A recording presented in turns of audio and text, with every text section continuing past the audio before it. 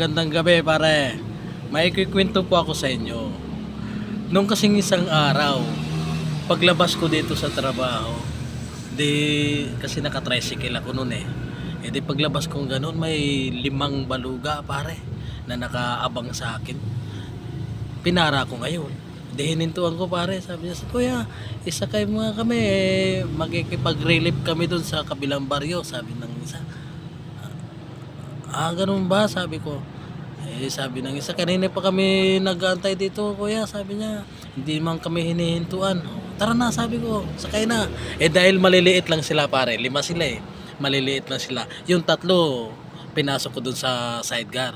Yung 2 naman, dito sa back ride ko. Habang nagmamaneho ako pare, nagkwentuhan yung 2, sabi niya. Sabi ng isa, buti na lang kapatid, sabi ng isa. Buti na lang nagkakaroon ng ayuda. Yung relief pare.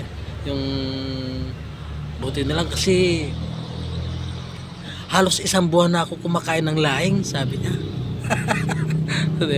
Sabi na, ay pareho lang tayo kapatid, sabi naman ng isa. Pareho lang tayo kasi ako ganun din. Dahon-dahon lang yung bulong-bulong pare. Yung kasi yung bulong-bulong. Dahon-dahon lang sabi niya. Dahon-dahon lang, halos 1 buwan na rin. Hindi nga kahit nadilata na sa rayo, buti na lang sabi na may mamimigay ng relief. Dilata at saka bigas kahit na 5 kilo lang, pwede na yun sabi. O di sa madaling salita pare, nakarating na kami dun sa kabilang baryo. Pagdating namin dun, nagkakagulo na yung mga tao. Yung ano na ganun. Nag-uunahan sa pila, gustong mauna. Nakikigulo na rin kami pare, nakikipila na rin kami ng gano'n. Sabi na, pila tayo. Nakikipila na rin ako pare. Nag-overtake kayo? Hindi, nakikipila, sanga-sanga yung pila pare. Sanga-sanga, yung may pila doon, may pila doon. Sabi ng mamimigay. Kasi magulo yung pila eh. Gusto nang mamimigay, yung 2 linya lang. Sabi ng namimigay, mag-line kayo, sabi ng namimigay. Narinig kayo ng isang baluga. Sabi niya, ay, putek kapatid, sabi niya. Oo, sabi niya, putek kapatid. 1 buwan ako kumakain ng laing. Laing na naman yung pamimigay nila. Sabi niya. Sabi ng isa, hindi kapatid, hindi laing. Sabi niya, lahin, magpila daw tayo. Pila. Oh, maniwala ka sa akin dahil ako nag-aral ako ng elementary ng high school. Sabi niya. Ano yun? Sabi ko. Elementary ng high school. Sabi niya, grade 4. Tapos yung school namin sa taas, high school. Ganun ba?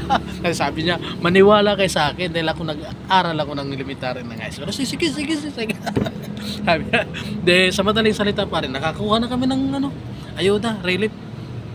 Nakakuha na kami ng relief ng ganon. Kalkal, sabi niya. Sabi ng isa, tingnan mo to kapatid. Sabi niya, kung ano yung tatak, yun yung laman. Sabi niya. Kung ano daw yung tatak, yun yung laman. Maniwala ka sa akin dahil ito, tingnan mo, kahit buksan pa natin nga ito, sardinas. Di ba yung sardinas, kung ano yung nakatatak, yun yung laman. Kalkal din yung isa. Nakakita siya ng Alaska. Yung matamis? Yung matamis. Gatas? Gatas. Nakakita siya ng Alaska, ganun, sabi niya. Ay putik kapatid, sabi niya. Hindi naman tayo kumakain ng ulo ng bata. Hindi yan kapatid, sabi ko, gatas yan. Hindi, maniwala nga ako dito dahil nag-aral ng elementary sa high school to, sabi. Hindi, ano to, ulo ng bata. Ayaw niya yung gano'n. Binigay sa akin. Ako naman, kinuha ko. Kung kukunin nila ulit, ibibigay ko naman. Pinaliwanag ko sa kanila. Ayaw talaga maniwala sa akin eh. Sige. Sa akin na lang, sabi ko. Ngayon, pauwi na kami ng gano'n. Tara, kapatid, sabi niya. Uwi na tayo, sabi niya. Hinatid ko sila sa kanila. Medyo paangat dahil bundok.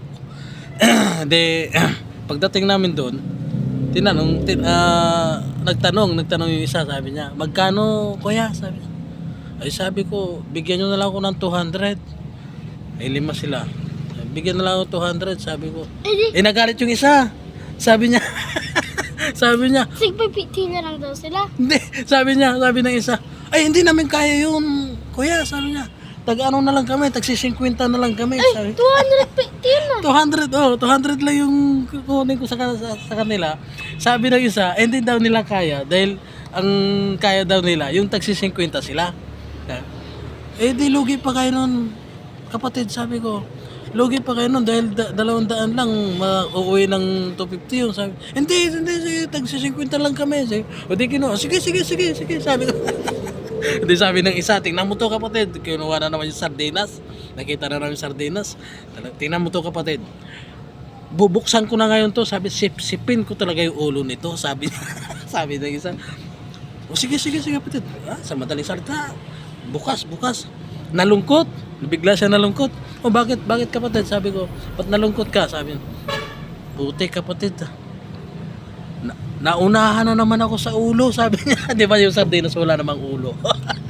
Naunahan na naman ako sa ulo. Ay sabi ko, hindi ko kayo matatalo nito. Uwi na ako, iwanan ko kayo. Umuwi ako. Yun.